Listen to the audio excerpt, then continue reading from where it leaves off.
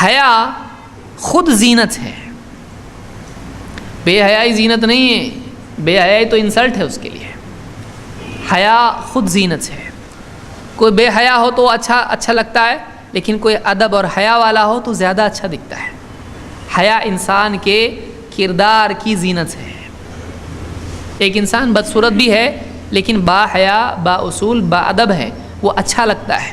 لیکن کوئی خوبصورت ہے لیکن بڑا بد تہذیب اور بے حیا ہے، زبان سے بھی بے حیائی کی باتیں کرتا ہے، اور اس کے اعمال میں بھی کوئی حیا نہیں ہے، اس کی زندگی میں بے حیائی ہے۔ اگر وہ چہرے سے کتنا خوبصورت کیوں نہ ہو، اس کی بے حیائی کی وجہ سے وہ برا محسوس ہوتا ہے، اس سے نفرت ہوتی ہے، نفرت محسوس ہوتی ہے۔ اس لیے آدمی کا حسن اس کے کردار میں ہوتا ہے، اس کو یاد رکھیے، آدمی کا حسن اس کے کردار میں ہوتا ہے۔ کیوں؟ اس لیے کہ حسن صرف جوانی کی حالت میں ہوتا ہے۔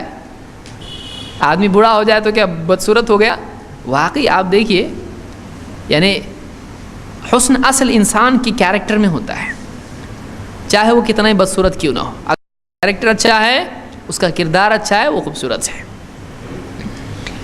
بہرحال اللہ کے نبی صلی اللہ علیہ وسلم فرماتے ہیں ما کان الحیاء فی شیء الا زانہ ولا کان الفحش فی شیء الا شانہ۔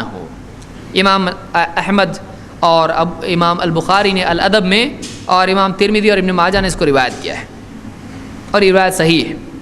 کیا فرماتے ہیں کہ جس چیز میں بھی حیا ہوتی ہے، یہ حیا اس چیز کو اور خوبصورت مزین کر دیتی ہے، اور بے حیائی جس چیز میں بھی آ جاتی ہے اس کو بدنما بدصورت بنا دیتی ہے۔ دیکھیے، جس چیز میں حیا ہوتی ہے، حیا کی وجہ سے وہ چیز کیا ہو جاتی ہے، چاہے وہ انسان ہو یا کچھ بھی ہو۔ علماء نے یہ یہاں تک کہ کہا ہے کہ حیا جس میں بھی ہو جائے، یہ اس طرح سے یعنی کہا گیا ہے، مناوی وغیرہ کی آپ شرح دیکھیں تو آپ کو ملے گا، جس چیز میں بھی، مبالغہ کے طور پر آپ نے فرمایا، کیونکہ حیا انسان میں ہوتی ہے نا بھائی، تو یہاں کہا جس چیز میں بھی حیا آ جائے۔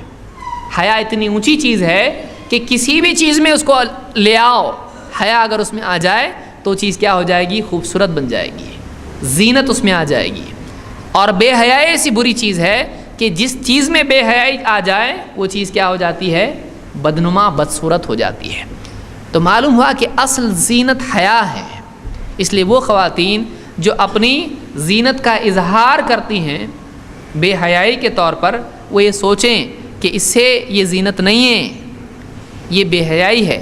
یہ جسمانی اعتبار سے، زیور کے اعتبار سے زینت ہو سکتی ہے، کردار کے اعتبار سے یہ کیا ہے، بدصورتی ہے، اور اصل خوبصورتی کردار کی ہوتی ہے۔ تو اس حدیث سے معلوم ہوتا ہے کہ اسلام میں حیا کی کتنی اہمیت ہے، اور حیا خود زینت ہے، نبوی اوصاف میں سے ہے، اسلام کی خصوصی خوبیوں میں سے ہے، اور حیا اگر نکل جائے تو وہ چیز بدصورت ہو جاتی ہے۔